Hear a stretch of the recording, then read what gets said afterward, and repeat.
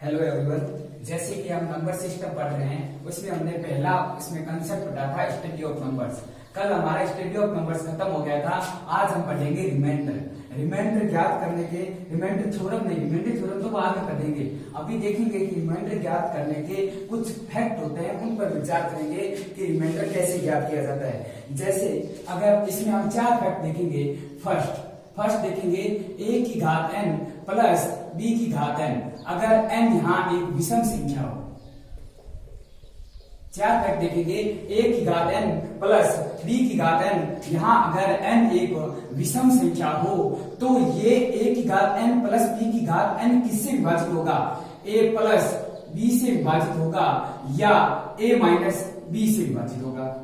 दूसरा इसमें हम देखेंगे a की घात n प्लस b की घात n, अगर n एक सम संख्या हो। अगर n एक सम संख्या हो तो हम देखेंगे कि a प्लस b से विभाजित होगा ये या a माइनस b से विभाजित होगा।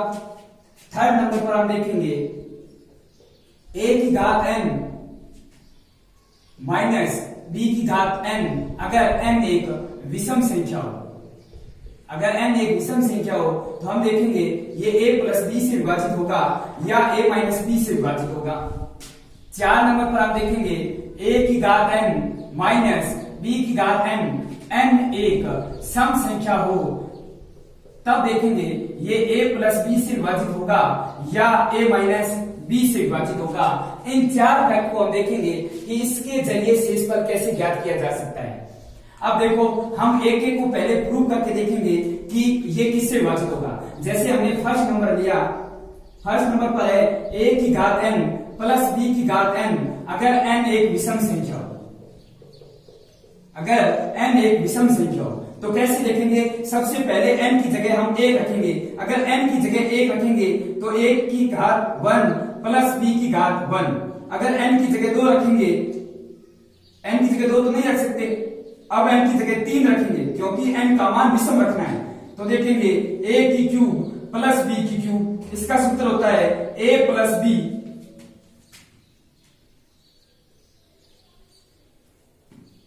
a square minus A B plus B square.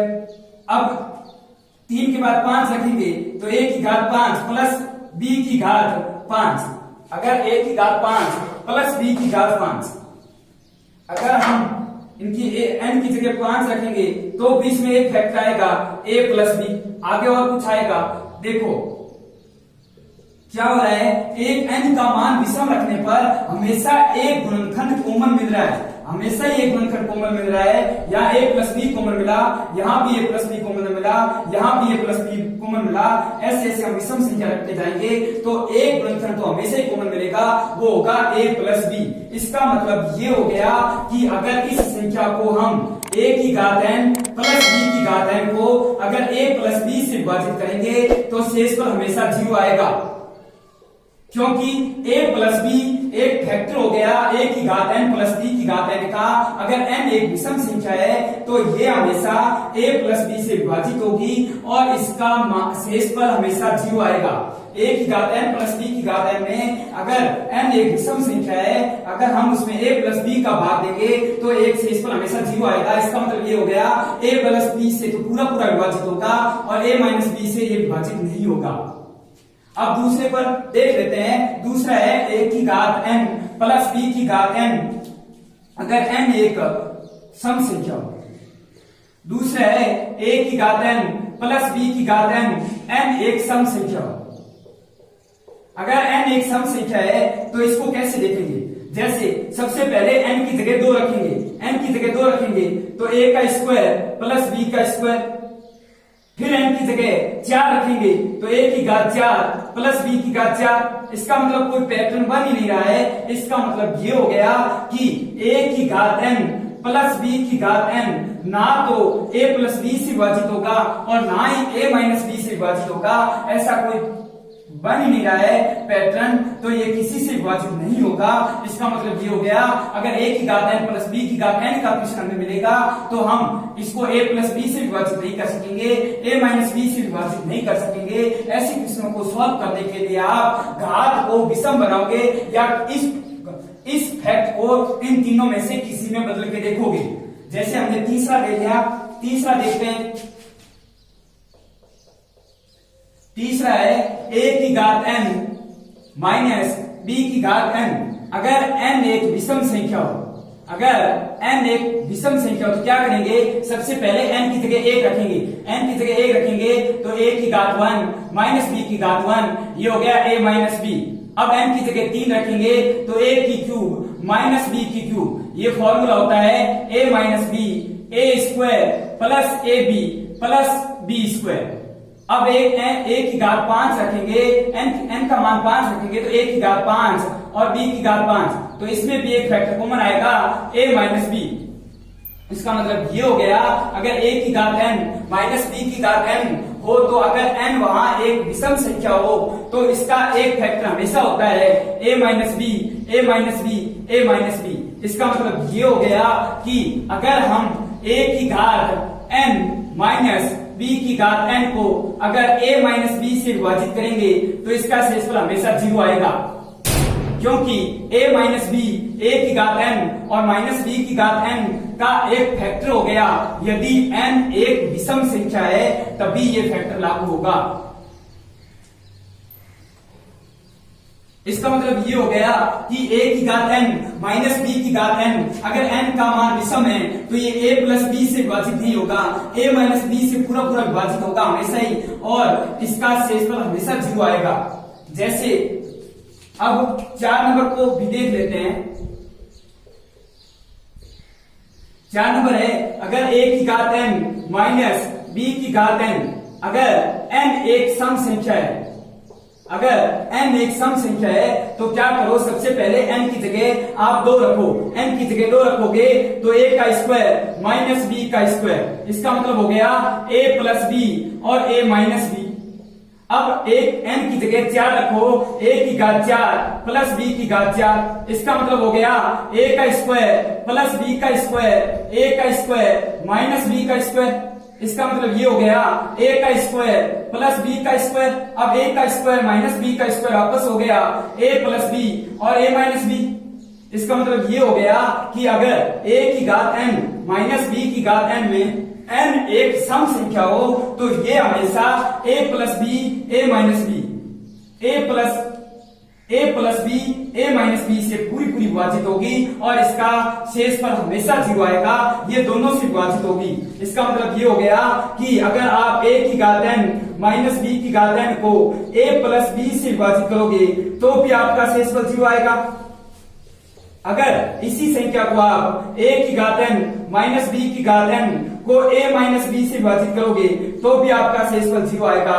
इसका मतलब ये हो गया ये संख्या दोनों से विभाजित होगी, a प्लस b से भी विभाजित होगी और a माइनस b से भी विभाजित होगी, क्योंकि ये दोनों इसके फैक्टर है a प्लस b और a माइनस b। इसका मतलब ये हो गया कि अगर a की घात n माइनस b की घात n, अगर n एक सम संख्या हो तो ये a प्लस b से भी विभाजित होगी और a माइनस b से भी विभाजित होगी। आप इन 4 फैक्ट से अगर a की घात n प्लस b की घात n एक विषम संख्या है तो हमेशा a प्लस b से विभाजित होगी, a की घात n प्लस b की घात n अगर n एक सम संख्या है तो ये किसी से विभाजित नहीं होगी। अगर a की घात n माइनस b की घात n अगर n एक विषम संख्या है तो ये हमेशा a माइनस b से विभाजित होगी, a की घात n माइनस b की घात n अगर n एक सम संख्या है तो ये हमेशा a प्लस b और a माइनस b दोनों से विभाजित होगी। इसके लिए एक एग्जांपल देख लेते हैं। जैसे मैंने एक क्वेश्चन दिया आपको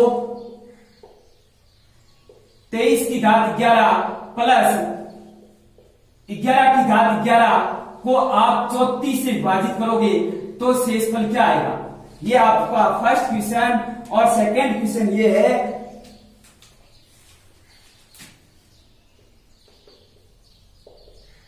कि अगर 23 की घात 11 प्लस 11 की घात 11 को आप 17 से विभाजित करोगे तो इसका शेषफल क्या आएगा। आपको शेषफल ज्ञात करना है, आपको बताना है कि इन संख्याओं का शेषफल क्या आएगा। अब देखो 23 की घात n मतलब a की घात n प्लस b की घात n और घात ऊपर विषम है। अगर घात ऊपर विषम है तो ये हमेशा a प्लस b से विभाजित होगी। इसका मतलब ये हो गया ये संख्या हमेशा आपकी किससे विभाजित होगी, a प्लस b से। इसका मतलब ये संख्या हमेशा 23 प्लस 11 से विभाजित होगी। इसका मतलब ये हो गया 23 प्लस 11 हो गया आपके 34। इसका मतलब ये हो गया कि अगर आप 23 की घात 11 प्लस 11 की घात 11 में 34 का भाग दोगे तो भाग पूरा पूरा चला जाएगा और आपका शेषफल 0 आएगा। आपका शेषफल 0 आएगा अगर आप किसी संख्या में a की घात n प्लस b की घात n, अगर n एक विषम संख्या है तो ये हमेशा a प्लस b से पूरी विभाजित होगी। ये पूरी विभाजित होने की वजह से इसका शेषफल हमेशा 0 आएगा। अब नीचे वाला दूसरा क्वेश्चन देखो, ये भी सेम ही है, a की घात n प्लस b की घात n और n एक विषम संख्या है तो ये भी हमेशा आपकी विभाजित होगी a प्लस b से, मतलब 23 प्लस 11 से विभाजित होगी। इसका मतलब ये हो गया ये 34 से विभाजित होगी। हमें 34 से विभाजित नहीं करना है, हमें 17 से विभाजित करना है। तो कोई टेंशन नहीं, क्योंकि 34 का मतलब ही 17 एक 34 का ही फैक्टर है। 34 का मतलब ही 17 गुणा 2 होता है। अगर कोई संख्या 34 से विभाजित है तो वह संख्या 17 से भी पूरी पूरी विभाजित होगी। इस कारण इस क्वेश्चन का आंसर भी 0 आएगा, इसका शेषफल भी 0 ही आएगा। अब एक और क्वेश्चन देख लो, तीसरा क्वेश्चन देखो। जैसे मैंने लिखा 50 की घात 26 माइनस 32 की घात 26, अगर आप इसको 123 से विभाजित करोगे तो शेषफल कितना आएगा। अगर आपने 50 की घात 26 और 32 की घात 26 को 123 से विभाजित करोगे तब शेषफल कितना आएगा। अब देखो ये चारों में से कौन सा कंसेप्ट लग रहा है, यहां लग रहा है पहली बात है घात सम है, घात सम है और बीच में माइनस है। घात सम होनी चाहिए और बीच में माइनस है तो ये a प्लस b से भी विभाजित होगा और ये a माइनस b से भी विभाजित होगा। इसका मतलब ये हो गया कि ये संख्या आपकी 50 माइनस 32 से भी विभाजित होगी और 50 प्लस 32 से भी विभाजित होगी। अगर आप 50 में से 32 घटाओगे तो पीछे कितना बचेगा, 50 में से 32 घटाते हैं तो पीछे 18 बचता है और अगर आप 50 में 32 जोड़ोगे तो ये 82 हो जाएगा। इसका मतलब ये हो गया ये संख्या आपके 18 से और 82 से विभाजित होगी। हमें तो विभाजित करना है 123 से विभाजित करना है। तो भी देखो कि 18 का मतलब होता है 3 गुणा 6 और 82 का मतलब होता है 41 गुणा 2 और हम जानते हैं 41 गुणा 3 का मतलब होता है 41 को 3 से गुणा करोगे तो 3 और 4 के 12 123। इसका मतलब ये संख्या 123 से भी पूरी पूरी विभाजित होगी। जब हमने फैक्टर करके देखे तो हमें पता चल गया कि ये संख्या भी पूरी पूरी 23 से विभाजित होगी। 23 से 123 से पूरी पूरी विभाजित होगी। अगर ये संख्या 123 से पूरी पूरी विभाजित होगी तो इस क्वेश्चन का आंसर भी 0 आएगा। आई होप आपको समझ आ गया होगा कि चार फैक्ट है शेषफल ज्ञात करने के। अगर a की घात n प्लस b की घात n में अगर n एक विषम संख्या हो तो यह हमेशा a प्लस b से पूरी पूरी विभाजित होती है।